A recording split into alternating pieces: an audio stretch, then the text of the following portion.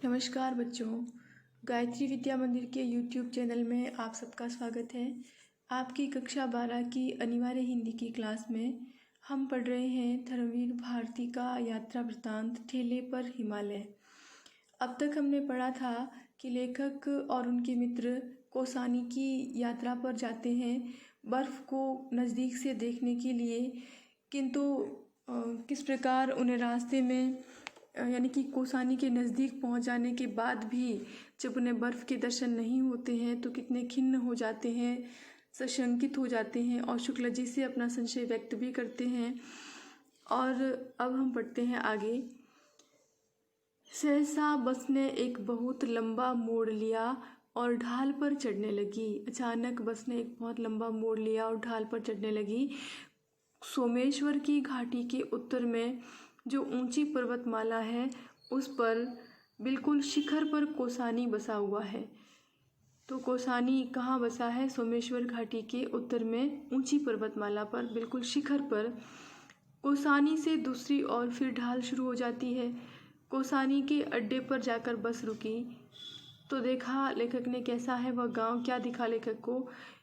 छोटा सा बिल्कुल उजड़ा सा गांव और बर्फ़ का तो कहीं नाम निशान नहीं। बिल्कुल ठगे गए हम लोग। यहाँ अंडरलाइन करें और प्रश्न लिखें।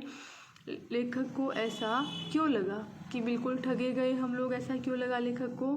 क्योंकि लेखक ने कौसानी के विषय में बहुत कुछ सुना था कि वहाँ बर्फ़ है, चारों ओर हिमालय के खुले दर्शन होते हैं और कौसानी और स्विट्ज़रलैंड जो है यानी कि कौसानी में स्विट्ज़रलैंड का सा आभास होता है।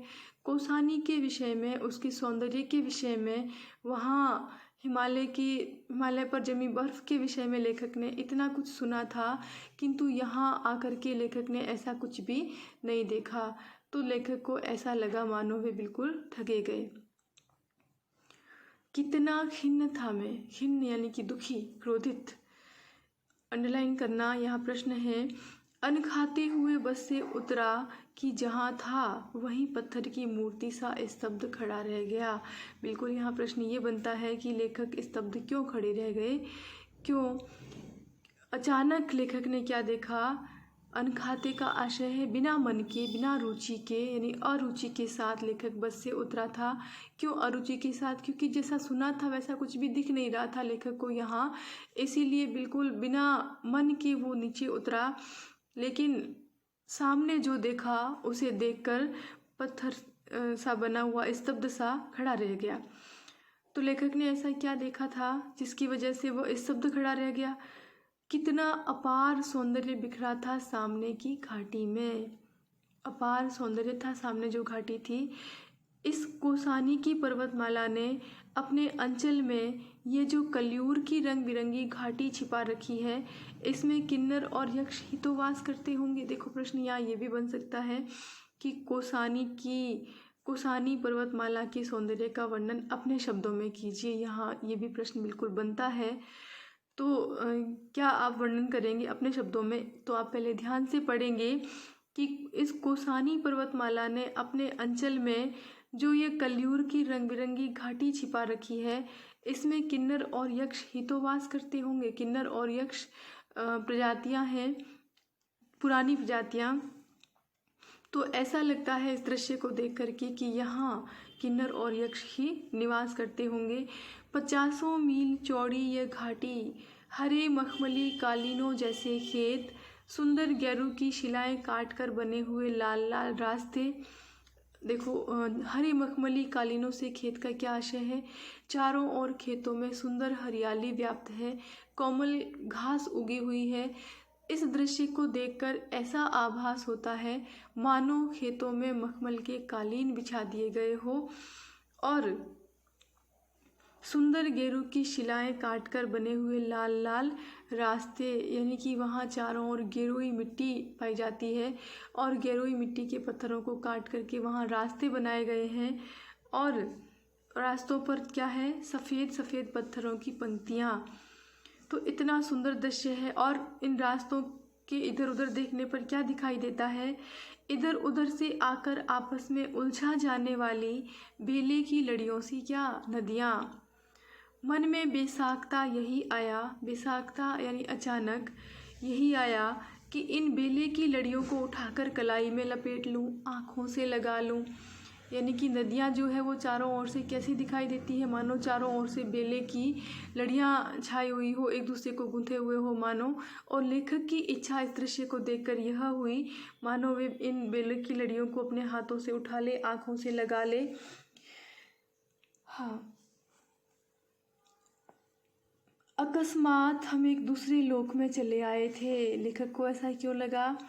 क्योंकि थोड़ी देर पूर्व का जो दृश्य था वहाँ हरियाली और बर्फ का नामो निशान नहीं था, किंतु एक क्षण में ही लेखक ने सामने का जो दृश्य देखा, इतना सुंदर परिवेश देख करके लेखक को ऐसा लगा मानो वे किसी दूसरे लोक में, किसी दूसरी दुनिया में आ गए हो।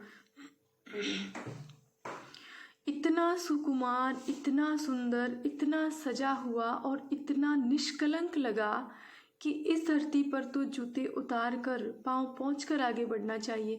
इस दृश्य को देखकर, चारों ओर के सुंदर परिवेश को देखकर लेखक को कैसा अनुभव हुआ, कैसा आभास हुआ, क्या सोचा लेखक ने? लेखक ने ये सोचा कि इतना सुकुमार यानी कि चारों ओर कितनी कोमलता व्याप्त है, कितना सौंदर्य है और कितना सजा हुआ है और इतना पवित्रता का एहसास हुआ कि मानो इस धरती पर जूते उतारकर और पाँव पहुंचकर आगे कदम रखना चाहिए। धीरे धीरे मेरी निगाहों ने इस घाटी को पार किया। यानी कि लेखक ने अब आगे आगे देखा तो लेखक को क्या दिखाई दिया?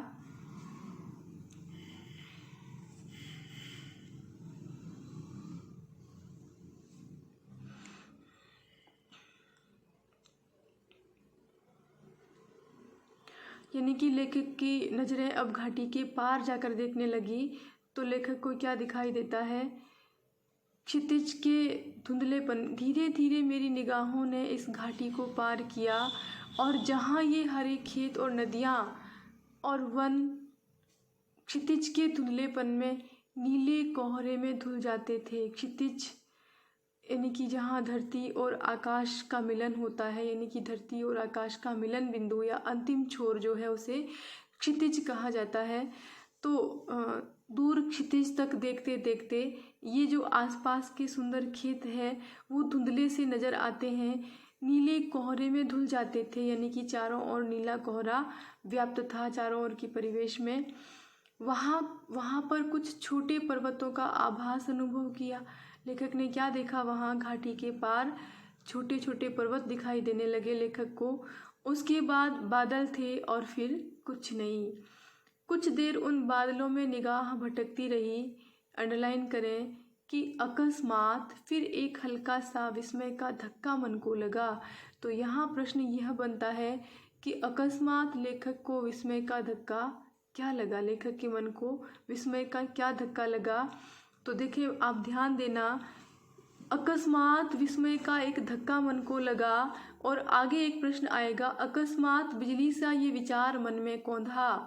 तो बिल्कुल दोनों के उत्तर अलग अलग रहेंगे और मैं चाहे आपको ये प्रश्न ना भी लिखाऊं, आप कॉपी में ना भी करें, उससे कोई फ़र्क नहीं पड़ता, किंतु आपकी परीक्षा में किसी भी पंक्ति से कैसा भी प्रश्न आपको कंफ्यूज करने वाला प्रश्न आ जाता है। बाकी आपको लगता है कि हिंदी में क्या पढ़ना, ठेले पर हिमालय, ठेले पर हिमालय हमने पूरा पढ़ लिया है। हमें पता है लेखक कौसानी की यात्रा पर जाते हैं और फिर वहाँ बर्फ़ को देखते हैं, बहुत उन्हें प्रसन्नता होती है और उसमें क्या रखा है, कैसा भी प्रश्न आएगा तो मैं कर लूँगा।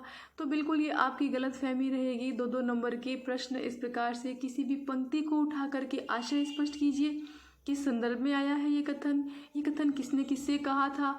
इस प्रकार के प्रश्न बनते हैं और 2-2 नंबर आपके ले डूबते हैं और फिर आपको लगता है कि हमारे ये नंबर कम कैसे आ गए। आई बात समझ में? तो देखिए, यहाँ ध्यान दें आप थोड़ा।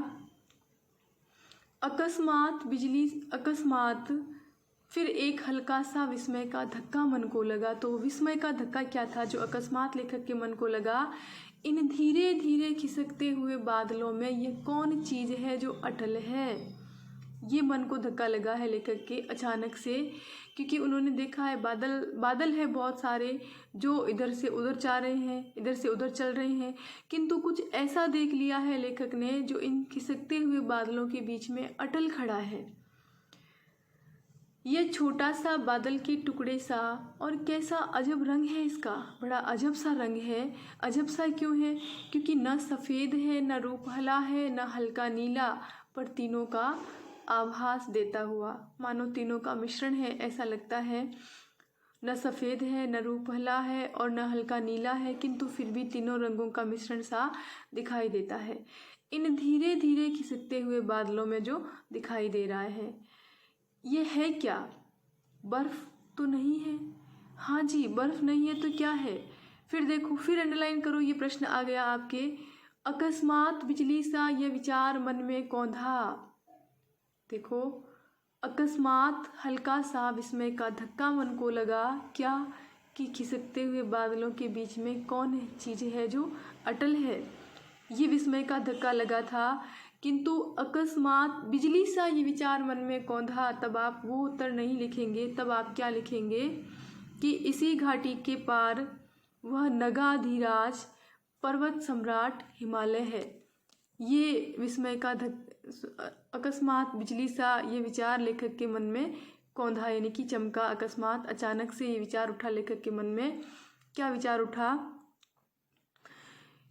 कि इसी घाटी के पार, ये उत्तर है आपका। अकस्मात बिजली सा विचार मन में कौंधा, तब आप लिखेंगे कि इसी घाटी के पार वह नगाधीराज पर्वतों का राजा, पर्वत सम्राट, पर्वतों का सम्राट कौन है?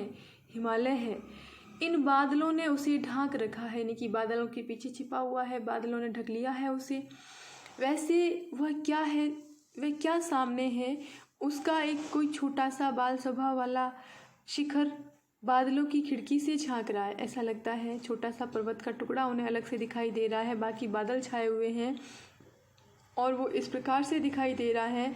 तो उसे देख कर के लेखक के साहित्यकार हृदय ने क्या कल्पना की है, एक साहित्यकार की कलम ने उसका वर्णन किस प्रकार किया है, आप देखें। दृश्य तो ये है कि पर्वत का शिखर दिखाई दे रहा है और बाकी जगह पे पूरे बादल छाए हुए, एक छोटा सा अंश जो है पर्वत का वो दिखाई दे रहा है। किंतु कवि की कल्पना, लेखक की कल्पना देखिए, साहित्यकार की कल्पना देखिए। उन्हें कैसा लगता है, मानो इन बादलों ने उसे ढांक रखा है। वह क्या है सामने? उसका एक कोई छोटा सा बाल स्वभाव वाला शिखर, बच्चों के सी स्वभाव वाला मानो पर्वत का टुकड़ा हो जो बादलों की खिड़की से झांक रहा है। अंडरलाइन करें, यहाँ फिर से प्रश्न बनेगा आपके। मैं हर्षातिरेक से चीख उठा। कोसानी पहुंचकर लेखक हर्षातिरेक से क्यों चिल्लाने लगे, ये प्रश्न बनता है। तो देखो क्यों, क्योंकि लेखक ने क्या देखा है, बर्फ देखी है। बर्फ को देख करके लेखक अत्यधिक प्रसन्न हो गए हैं और उस प्रसन्नता को संभाल नहीं पा रहे हैं, तो अत्यधिक प्रसन्नता के कारण वे चीखने लगे हैं। शुक्ल जी, सेन सभी ने देखा, पर अकस्मात वह फिर लुप्त हो गया। सबने देख लिया, किंतु फिर अचानक से वह लुप्त हो गया, यानी दिखाई देना बंद हो गया। कैसे दिखाई देना बंद हो गया? क्योंकि उस पर बादल फिर से छा गए थे। तो ये कैसा लगा लेखक को? अकस्मात वह अदृश्य हो जाता है, फिर से दिखाई देना बंद हो जाता है। तो लेखक क्या कहते हैं, लगा उसे बाल शिखर जान किसी ने अंदर खींच लिया, खिड़की से झांक रहा है कहीं गिर ना पड़े। ऐसा लगा मानो उसे छोटा बालक समझ करके उसे किसी ने अंदर खींच लिया है। जैसे बालक, जैसे बाल स्वभाव का आशय होता, बच्चों की भांति चंचल स्वभाव का होना। जैसे छोटे बच्चे खिड़कियों से बाहर झांक करके देखने के लिए उत्सुक रहते हैं और झांकते भी हैं, और घर के बड़े उन्हें खिड़की से अंदर लेते हैं कि कहीं गिर ना पड़ेगा। तो उसी प्रकार मानो उस छोटे से शिखर पर, छोटे से टुकड़े पर, पर्वत के टुकड़े पर चारों ओर वापस बादल आ जाते हैं। तो ये दृश्य ऐसा लगता है मानो वो छोटा सा बालक हो जो खिड़की से झांक रहा था और उसे घर के अंदर खींच लिया गया, मानो वो कहीं नीचे ना गिर पड़े। पर उस एक क्षण के हिम दर्शन ने हम में जाने क्या भर दिया था। सारी खिन्नता, सारी निराशा, थकावट सब छूमंतर हो गई। हम सब आकुल हो उठे, अभी ये बादल छंट जाएंगे और क्या होगा, फिर हिमालय हमारे सामने खड़ा होगा, निरावृत, असीम। देखो यहाँ प्रश्न बनता है, एक क्षण के हिम दर्शन ने हमें जाने क्या भर दिया। तो प्रश्न आप लिखें, एक क्षण के हिम दर्शन के कारण लेखक की क्या दशा हुई। तो एक क्षण के जो बर्फ के दर्शन लेखक ने किए हैं, उस दर्शन के कारण लेखक की क्या दशा हुई है देखें। सारी खिन्नता, सारी निराशा, थकावट सब छूमंतर हो गई। एक क्षण के लिए बर्फ के दर्शन किए हैं, किंतु उस क्षणिक दर्शन के कारण भी लेखक की सारी खिन्नता यानी कि क्रोध और दुख, सारी निराशा और थकावट, जो दुर्गम रास्ते के कारण जो उन्हें थकावट हो गई थी, वो सब छूमंतर हो गई यानी कि अदृश्य हो गई। हम सब आकुल हो उठे। क्यों आकुल हो गए थे लेखक और उनके साथी? बर्फ को देखने के लिए व्याकुल हो गए थे, बेचैन हो गए थे। ये सोचा उन्होंने कि अभी ये बादल छंट जाएंगे और फिर हिमालय हमारे सामने खड़ा होगा, निरावृत, बिल्कुल बेपर्दा, बिल्कुल खुला, असीम सौंदर्य राशि हमारे सामने अभी अभी अपना घूंघट धीरे से खिसका देगी। और तब क्या होगा? तब सचमुच मेरा दिल बुरी तरह धड़क रहा था। देखो, प्रश्न तो यहाँ भी बनता है कि लेखक का हृदय बुरी तरह क्यों धड़क रहा था? बर्फ़ के दर्शन के लिए, हिमालय को बिल्कुल खुला देखने के लिए, क्योंकि उन्हें पता था कि अभी ये बादल जब छंट जाएंगे यानी कि बादल यहाँ से हट जाएंगे तो पूरा हिमालय इनके सामने बिल्कुल खुला यानी कि बिना किसी आवरण के खड़ा होगा और हिमालय की असीम सौंदर्य राशि अभी इनके समक्ष मानो अपना घूंघट हटाएगी। तो ये देख करके, ये सोच करके लेखक का हृदय रोमांचित होकर के बुरी तरह धड़कने लग गया था। किंतु देखो, कुछ लोग ऐसे भी हैं जो बिल्कुल शांत है। वे हैं शुक्ल जी।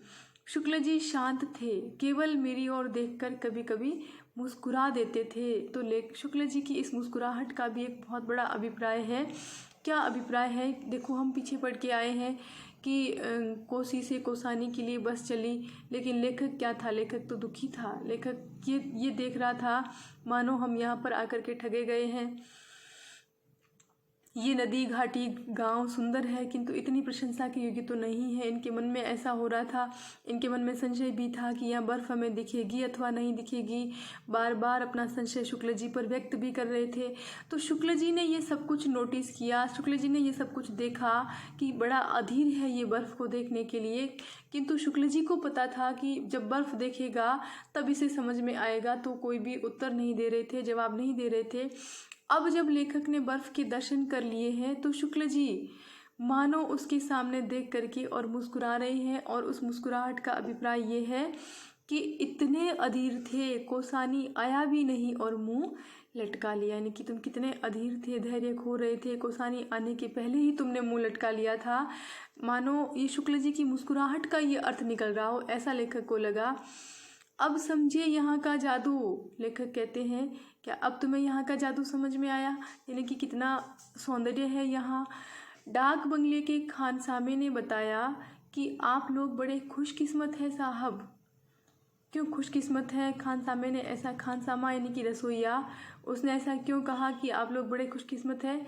क्योंकि देखो, यहाँ ये भी प्रश्न बनता है कि आप लोग बड़े खुशकिस्मत हैं साहब, कथन किसका, किसको तथा किस संदर्भ में कहा गया है?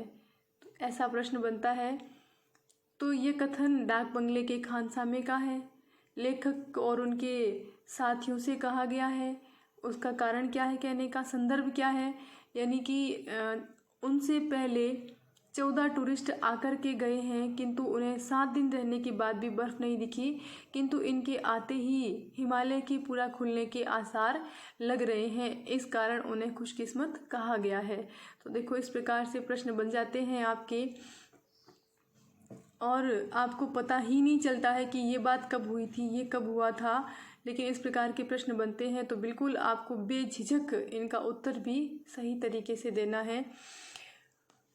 फिर इससे आगे अब हम पढ़ते हैं अगले वीडियो में। तब तक के लिए धन्यवाद। आपको जो प्रश्न लिखवाए गए हैं बिल्कुल सारे प्रश्न आप करेंगे और बहुत अच्छे से करेंगे। और मैं कहूँगी कि आप स्वयं करने का प्रयास करेंगे, क्योंकि एक बार पाठ को ध्यान से पढ़ने के बाद प्रश्न पढ़ते ही उत्तर आपके दिमाग में स्वयं उपस्थित होने चाहिए। ये होती है आपकी पढ़ाई, और तब परीक्षा के अंदर बिल्कुल आपको 100% सफलता मिल जाएगी।